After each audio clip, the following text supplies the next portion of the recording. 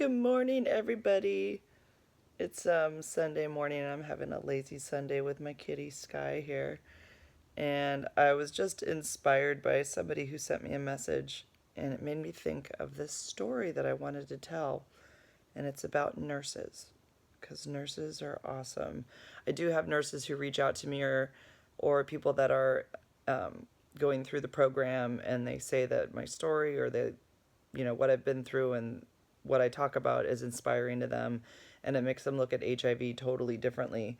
And I'm always super stoked to hear that. And I know a lot of nurses that have HIV, and I love that they're out there educating as well. So, and they say, just you completely changed the way I thought about HIV. Like I thought it was something totally different, and it's great to like see how you live your life and how you're just everything's so normal, and it really gave them a different insight to HIV. But I wanted to talk about this experience that I had when I was first diagnosed. So when I was diagnosed on a Monday, and I knew I had HIV. And so as that week went on, I remember exactly where I was in my kitchen. I had like a little cough in my throat. There was a little like I couldn't, and then it happened again. And it was like not a normal cough that I've had before that I can remember. It was just this little annoying thing that wasn't going away when I coughed. It was kind of continuing, but it was small. I remember that was just kind of a little annoying cough. And I remember bringing it up to, who was it at the time? There was somebody that I'd spoken to on the phone, and they were like, somebody was wondering if it was more than just a cough. Maybe it was my mom. I can't remember. And then I had a moment where I remember running upstairs into my room, or just, I doubled up on the stairs, and this was still within days of me being diagnosed. I don't know what the hell I was doing running up the stairs because I wasn't feeling good. But, anyways, I got up to my room, and I remember laying on my bed, and I was like, could not catch my breath. I'm like, that felt weird. Like, I should be able to, I wasn't breathing normally. Something felt weird. And I remember my girlfriend Haley was like, it's so vague now, but I could have swore that we had a conversation about it, and she was like, that you need to get checked. Something's not right. That's not right. And in my mind, I'm like, I know I had HIV, but I was being treated for it with a triplet at the time, and I'm thinking I'm going to be getting better, and I was like, in my mind, I just wanted it to all go away, and I thought that I was going to be on the road to recovery. So something coming up out of nowhere that was maybe going to make things worse, I didn't even want to, you know, entertain, because I'd been sick for like a month with the HIV symptoms, and I was, in my mind, I'm going to start getting better. And so I didn't want to think that there was anything bad happening. I was in total denial. So I think it was about 4 days from the time I was diagnosed until the time that I finally went to the ER, because I something wasn't right, and the breathing was getting, it was obvious something was happening with my breathing. It was getting harder to breathe, and but it still wasn't super intense at that point. But I was still having fevers at night, and we're kind of like, my God, what's the deal? Like, you're taking they like I said, this doctor that wasn't my HIV doctor gave me a tripla right off the bat before I even had any genotesting or phenotype testing for my blood. Like, he just put me on it. He didn't know what he was doing. But anyways, that's a whole nother story. So I my I think Eric brought me to the ER. We went to the ER, yeah, and I went in, and I remember walking up. This is a busy hospital in Santa Cruz. It's Dominican, and you walk in, and it's a big open room, and the desks are all open. The countertop and everything. There's no cubicles, or it's just a big open area. There's no like windows or anything. And I walked up and I said, I need to see somebody. And I believe I may have told that first person that I have HIV. And I remember that was one of the first times I'd had to say it in any kind of setting other than my home to whoever I was talking to. It was like the first time I'd had to go out in public and say it out loud.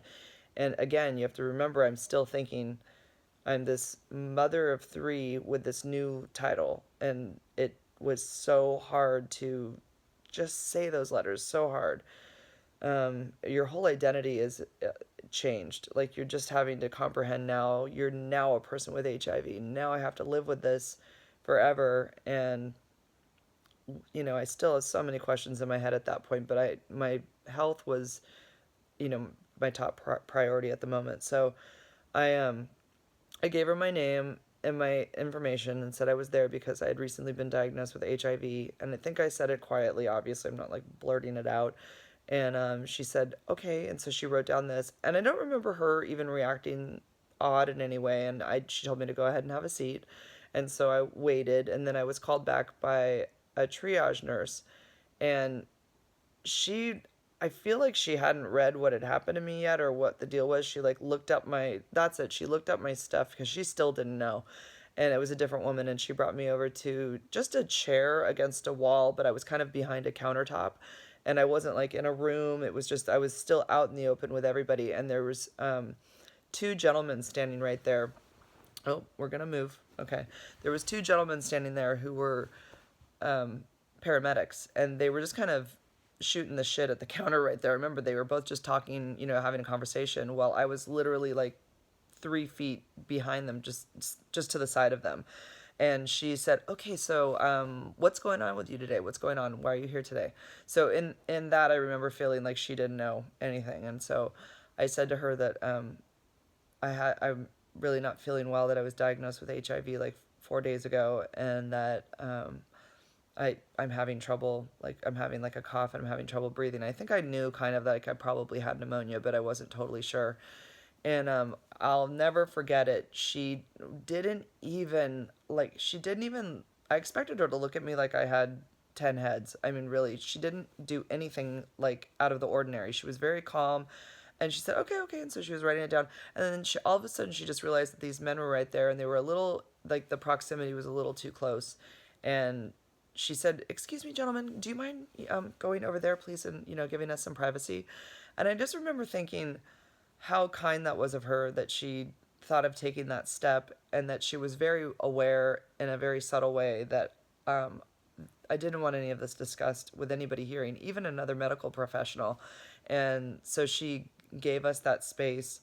And throughout that entire little triage moment with her, I never felt in any way that she was shocked at all by me or that she was judging me or that anything was out of the ordinary. She just knew I should have privacy for what we were discussing. And I'll never forget that she just never had that initial look of shock on her face toward me in any way. And I guess this is just I just wanted to share this story because I think it's important for people to know in the medical field how much you can like really have an impression on somebody who has HIV and how much that meant to me. It's never ever left me. I mean, I'll never in fact I kind of want to go back to the hospital and find her. I think they could find her in my records and I just love to give her a hug and tell her that she really made a difference for me that day and made me feel like I wasn't walking into that hospital that everybody was going to look at me funny.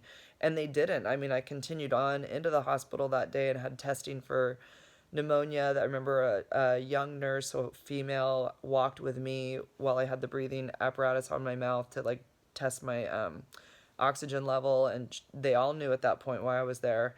And I had a couple doctors come in and talk to me, and everybody was very kind and warm and caring, and they wanted to help me. And I don't know if it's I hope to God that it's not just because I'm female and they could tell that they knew I was a mother. I hope that that's not what it was. I hope that that's just that I was a human and I needed help. And I hope that that is how it is for, anybody who walks in and says that they have HIV and they need help, or they just have it, written down in their paperwork. And I just hope that, nobody's treating anybody differently. There's no fear of getting HIV from a person who's just standing there needing medical help. So, all medical procedures are the same, and it's universal. What do they call that? Universal. I know I'm saying it wrong, but there's universal procedures for everybody, and it doesn't put anybody at risk for somebody. And there should be no judgment for anybody with HIV if they come in. There should be zero judgment. It's no one that has HIV wanted it and did anything to get it on purpose. So I just want to thank that nurse, and it was a really dark moment in my life, and I just think that it was amazing medical treatment. And I know that there's a lot of nurses that reach out to me that say that after watching my videos and hearing about me, they look at HIV so differently, and they used to be really worried about when people came in with HIV. Even today, they still say that. So I know that there's still stigma out there in the medical professions, and I just want to keep the conversation going, that they don't have anything to worry about, that we are normal people, that we're not real excited about having to share this status with anybody. It's not easy, and when you can, deal with us with love and care, and treat us just like everybody else, it means a lot. And so, yeah, just wanted to share that. So, okay, that's it. This was a really impromptu vlog, and I just felt inspired at the moment, so I thought I would talk about it. So, yeah, I'm going to go to that hospital. I'm going to go back to Dominican. I'm going to find that blonde nurse with that ponytail, and I'm going to tell her how much she meant to me that day. I'm going to do it, and I'll tell you guys about it. Okay, have a great weekend, guys. Oh, it's Sunday. I got to get up and do something. Okay, bye. Have a good one. Thank you for supporting my channel and for subscribing and liking my videos. And I really appreciate all of you out there. It's amazing. And I wish I could see you all. I just know that there's a number on my screen that says how many people follow me, but it's kind of hard to comprehend. And it's really cool when I do lives and I see people popping in and talking. And it's like, wow, there are real people out there. It's really amazing. So thanks so much, you guys. It means the world to me. And yeah, happy Sunday to everybody. Although when you see this, it could be a Tuesday. Who knows? All right. Bye, guys.